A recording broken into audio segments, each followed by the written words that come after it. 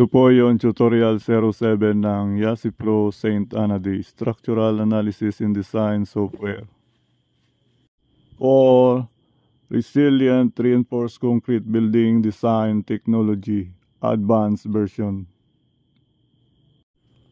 Ang topic po sa tutorial 07 is General Specifications for Structural Analysis and Design. After po natin na magawa yung initial structural plans, ma-define yung design criteria at ma-establish yung structural loadings, at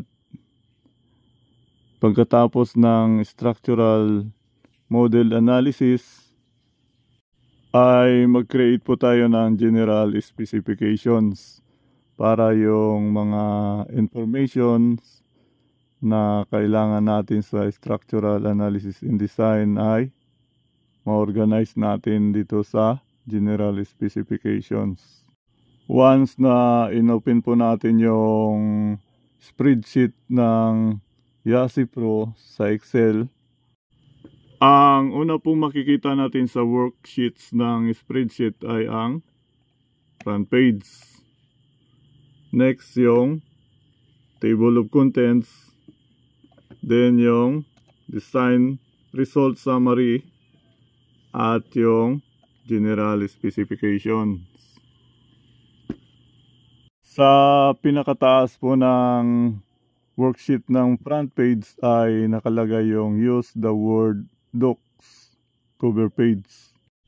Ito po yung cover page natin at nakalagay siya sa MS Word at nakahiwalay sa ating Excel spreadsheet. Then, ang next na nakalagay doon sa front page ay yung purpose ng YASI Pro. Then, yung brief instructions. So, pakibasa na lang po yung instructions na yan. Simula 1 hanggang 7.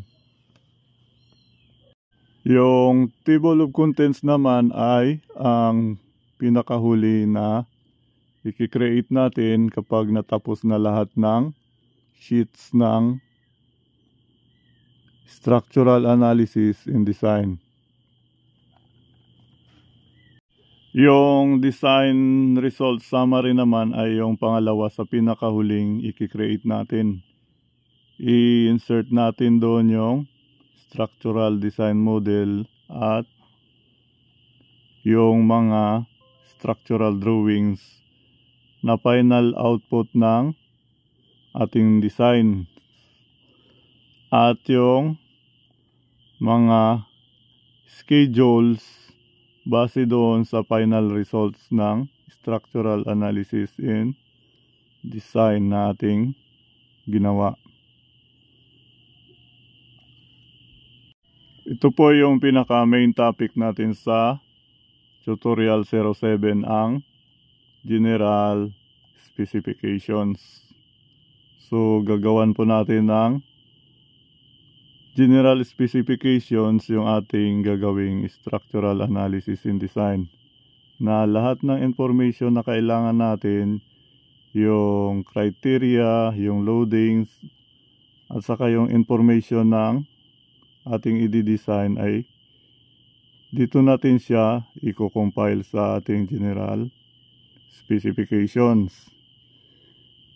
Yung ating mga loadings at ating mga reference, yung mga properties ng materials na ating mga gagamitin ay dito natin ilalagay, at kung ano-ano pa ang kailangan natin na i-input natin doon sa ating analysis and design.